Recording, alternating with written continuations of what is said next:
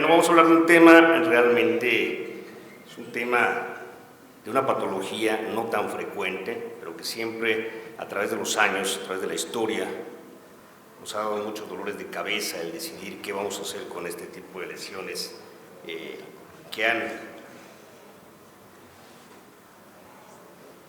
Vamos a ver,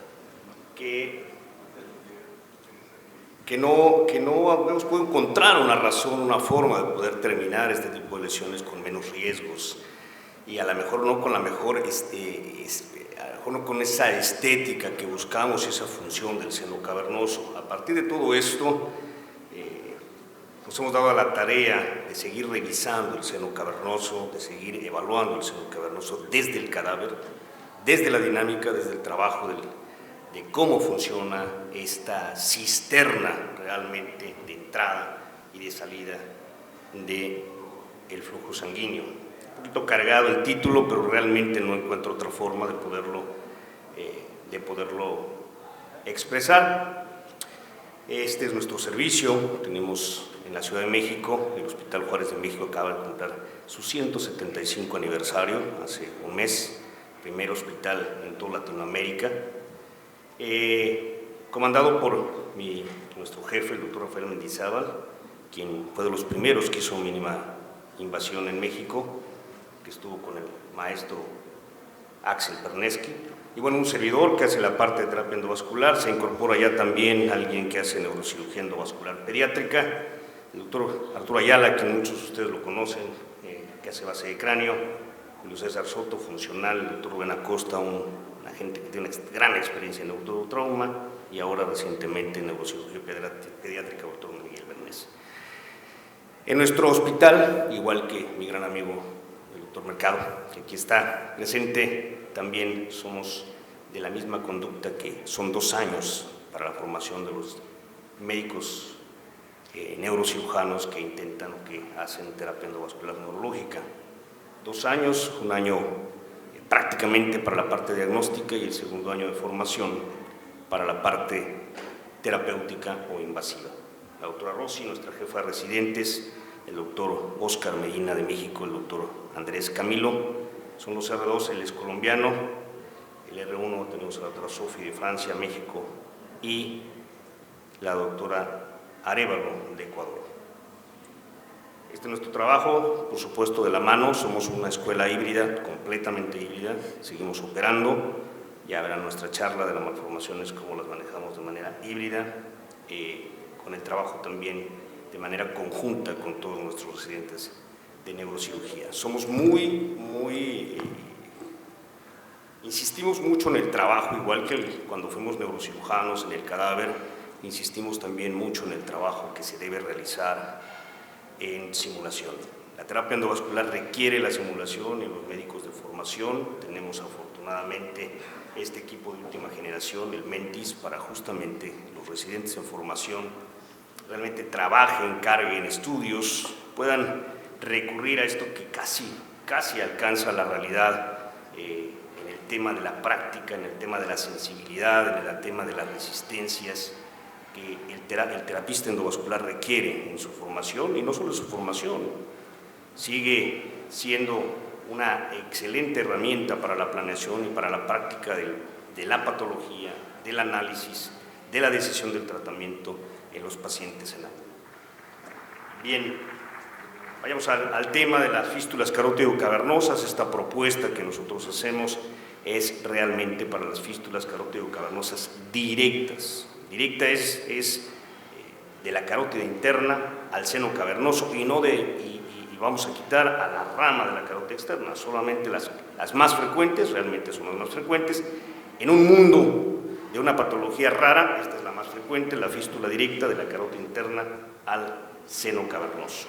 Rápidamente, solamente recordar que este tipo de lesiones, este tipo de patologías pueden tener un flujo alto o un flujo bajo. Su etiología puede ser traumática y de manera muy rara, extraña, no esperada, pueden ser espontáneas. Generalmente estas espontáneas son dadas por la ruptura de un aneurisma grande o gigante dentro de justamente el complejo del seno cavernoso. La clínica creo que No me detengo mucho en esto, ustedes mejor que nadie lo saben. Los primeros síntomas son el incremento de la vasculatura de la esclera, la alteración del sexto par, y progresivamente los pacientes empiezan a tener esa proptosis. Es cuando inicia la preocupación de la pérdida. Creo que esto es muy importante para este tipo de fístulas. Lo que nos preocupa, y voy a insistir muchísimo, en primer lugar, es el bienestar del globo ocular y la función del globo ocular, que por supuesto es enviado casi siempre por oftalmólogos y son los que nos insisten mucho en conservar el bienestar de la función ocular. La dinámica de flujo puede ser contralateral, no porque tengamos dos lesiones, sino porque sabemos que hay una intercomunicación entre los dos senos cavernosos y la repercusión, la arterialización y el aumento de la presión dentro de un seno cavernoso puede repercutir en el otro seno cavernoso contralateral, y podemos ver pacientes de este tipo. Pero también el cortocircuito arteria-vena, el flujo, el robo que se genera, la fuga de la sangre arterial al espacio venoso puede repercutir en el flujo intracraneal, en el flujo supraclinoideo, hablando estrictamente desde el punto de vista anatómico, donde repercute justamente esto y que viene un deterioro neurológico de estos pacientes. Realmente estos pacientes son pacientes que tienen el antecedente de un trauma craneoencefálico severo y que no terminan por recuperarse porque hay este flujo, este problema, este robo que existe dentro a nivel intracraneal. O incluso, esto que también es muy raro, pero también pasa, el sangrado masivo, el último caso que acabamos de tener, un sangrado masivo justamente hacia la cavidad nasal.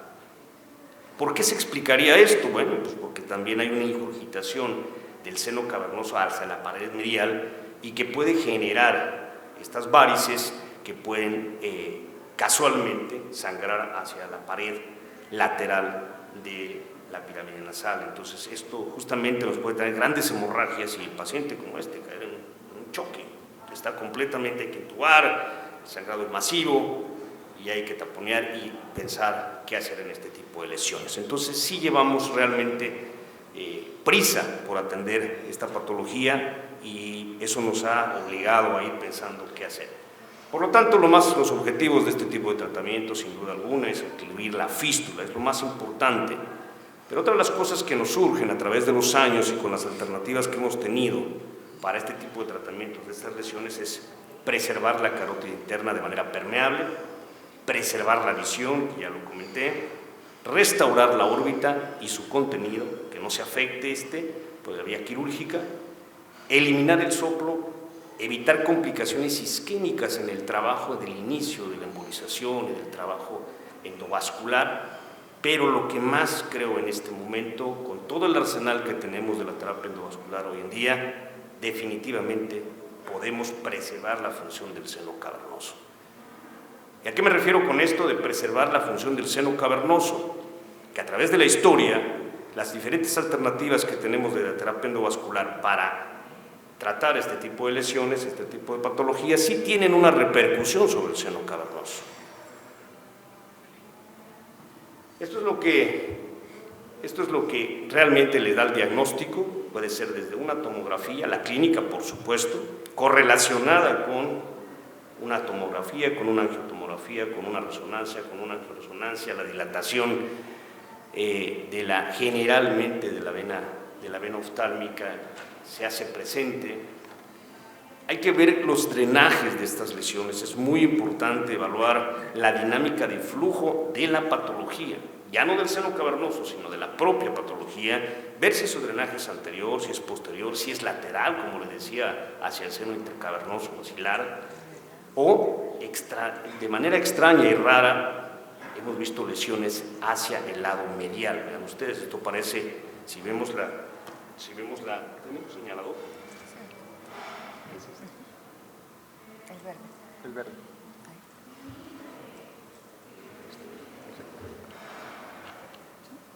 Bueno, gracias.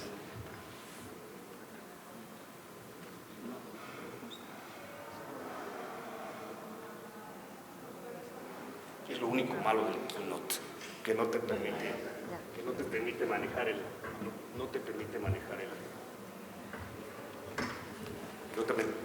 cursor. Pero bueno. Ahí lo tiene. Sí, ya lo ve. Ya se ve. ¿Ya? Sí. Sí. No, decía del keynote del programa. Bien, entonces aquí tenemos esto que les digo de la dinámica de flujo de la patología. Tenemos lo clásico, que es un drenaje anterior, por menos de la vena oftálmica.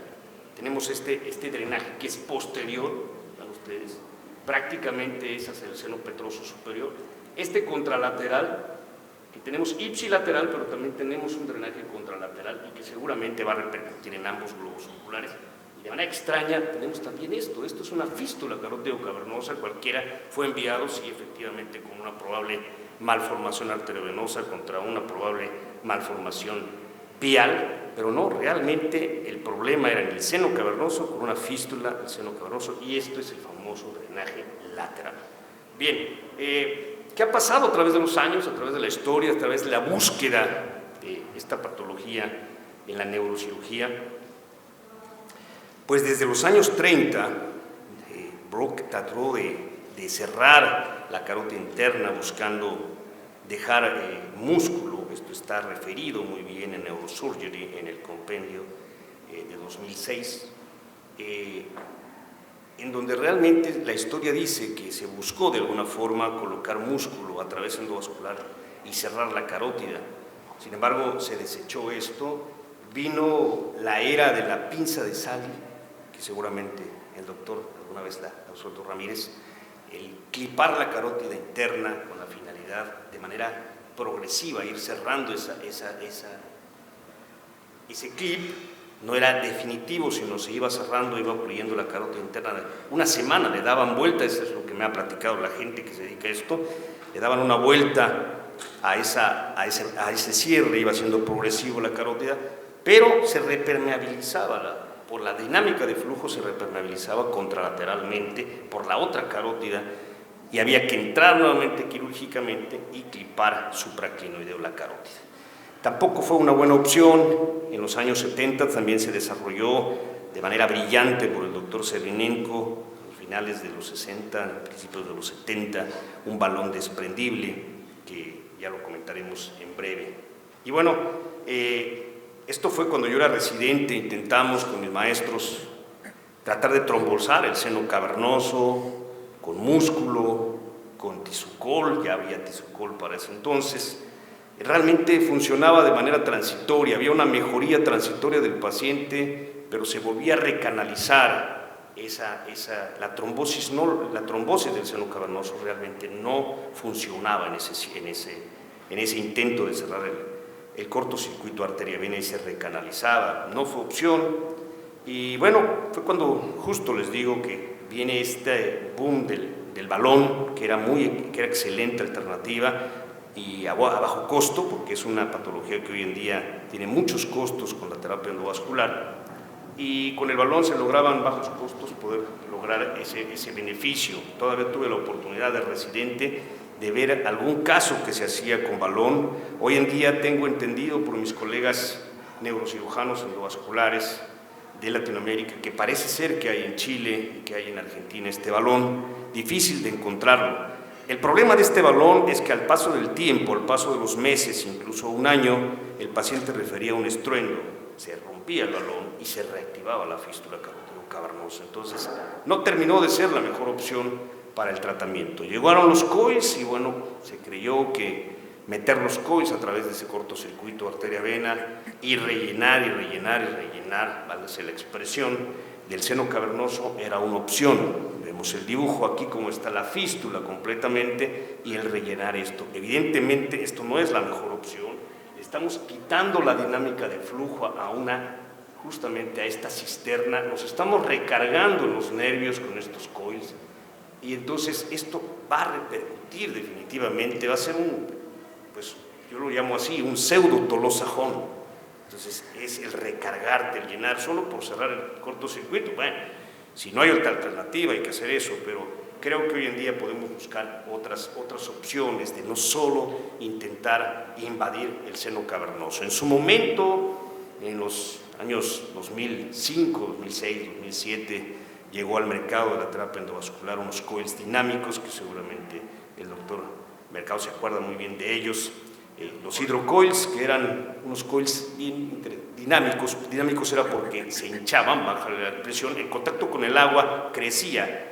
Su alma era de titanio, sí, efectivamente, y tenían un polímero en la parte que al tocar el líquido, en este caso la sangre, incrementaba espacio y era una opción para trombosar también el seno cavernoso y cerrar el cortocircuito arteria-vena. Sin embargo, no se tenía control. Cuando el defecto era muy grande del cortocircuito arteria-vena, estos invadían. En el crecimiento progresivo alcanzaban a invadir la carótida interna y terminaba siendo una oclusión de la carótida interna. En muchos casos definitivamente se tomó como no una opción y llegó la opción de invadir el seno cavernoso con histoacril y con coils.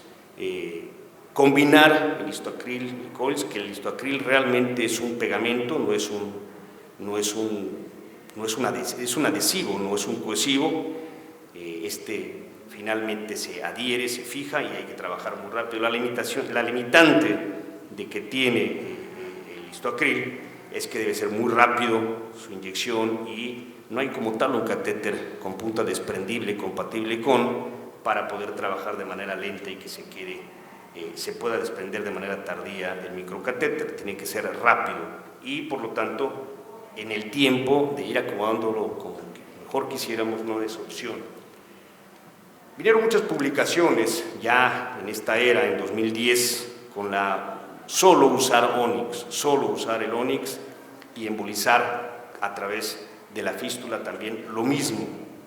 Es exactamente lo mismo que con los coils si invadimos el seno cavernoso con solo Onyx, pero aquí se agrega una complicación más, aquí se agrega otro problema más en el seno cavernoso, que no nos percatamos muchas veces en el momento en que se cierra el cortocircuito arteria-vena y seguimos inyectando, se seguía inyectando Onyx, se recuperaba el flujo tanto del petroso superior como de la oftálmica y migraba el Onyx, y entonces eso sí daba infartos venosos. Realmente inundar el seno cavernoso de Onyx es aún más peligroso. Entonces aquí nos surgió el interés de qué hacer en este tipo de lesiones. Vino o está de moda la era de usar un diversor de flujo.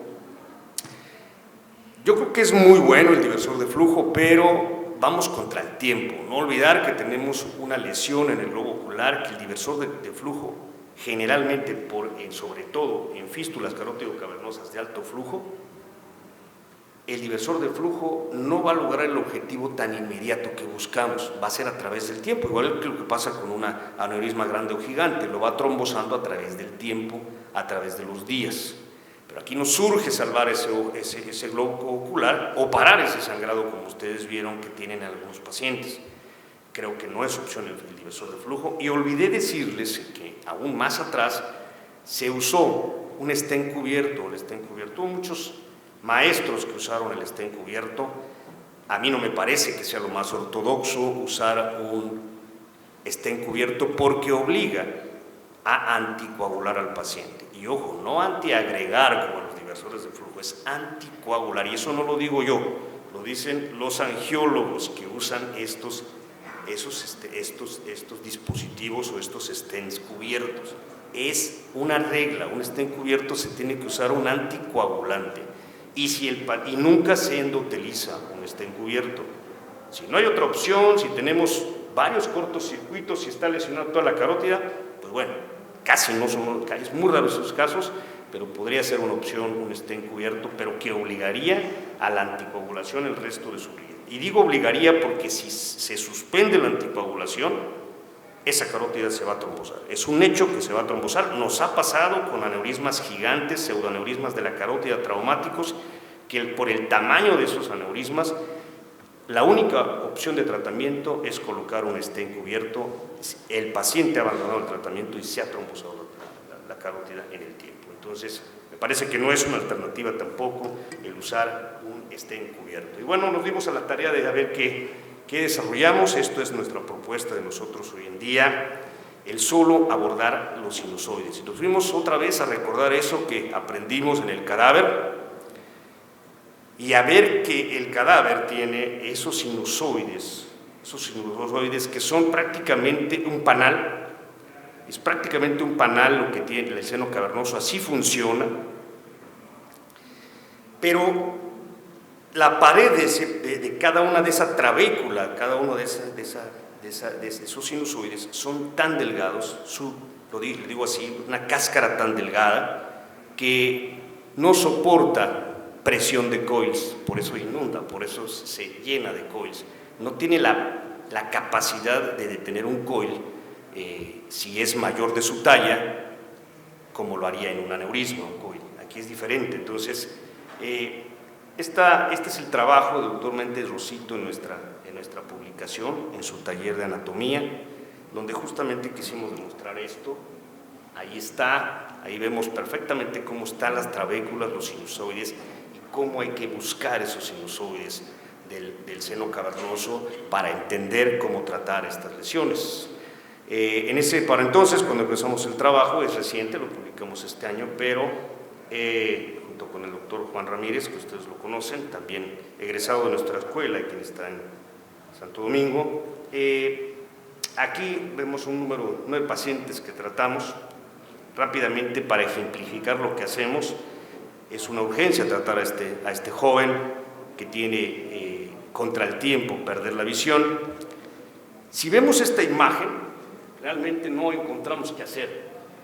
O sea, no vemos dónde está el cortocircuito arterioveno, y aquí está la clave para los endovasculares. Sobre todo, aquí no vemos, es una encrucijada realmente, y no sabemos dónde está el cortocircuito. Puede ser aquí, puede ser aquí, puede ser acá, pero realmente no lo vemos.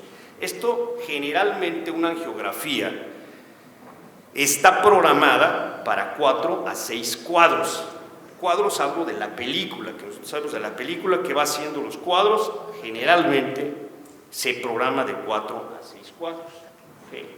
Entonces nosotros lo que hacemos es, porque si subimos los cuadros nos radiamos, entonces también no podemos hacerlo todo el tiempo.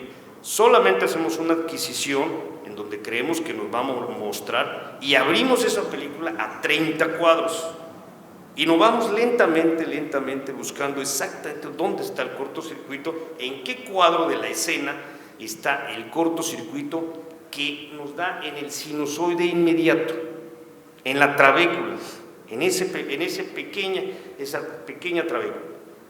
Entonces, vean ustedes, eso es 30 cuadros.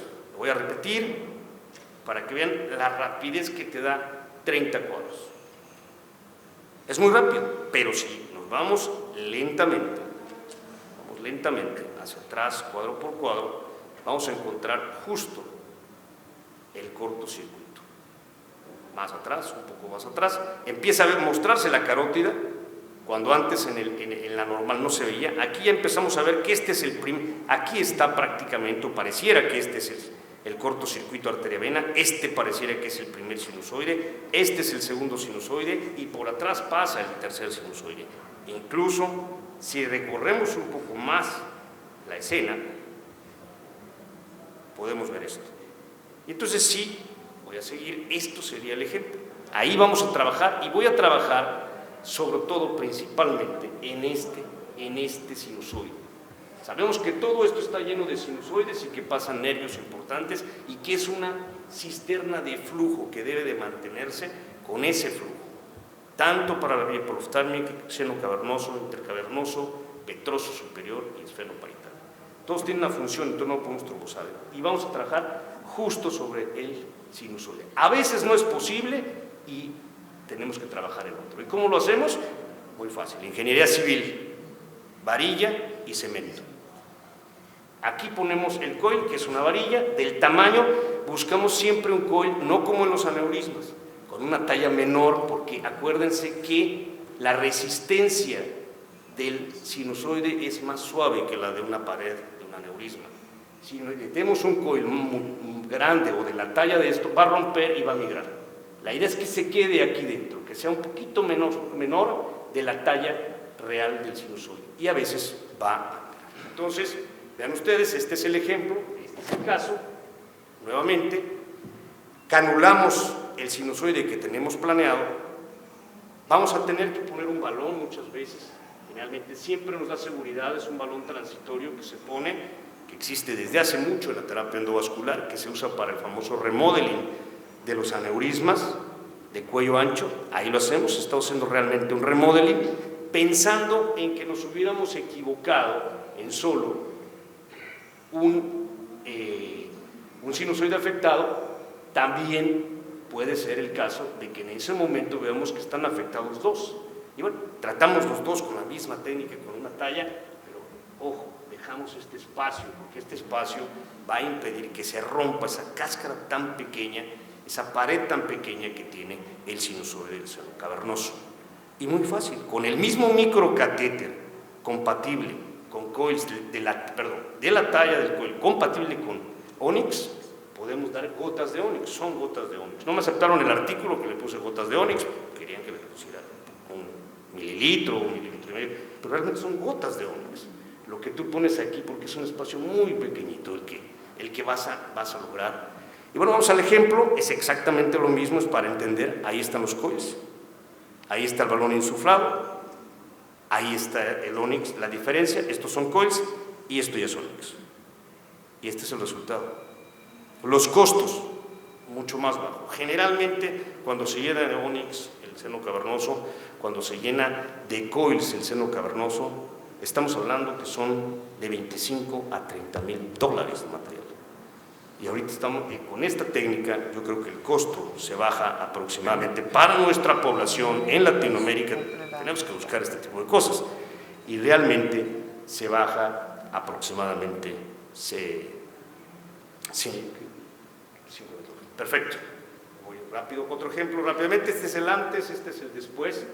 No sé tan rápido esta diferencia, esto es en 6 meses.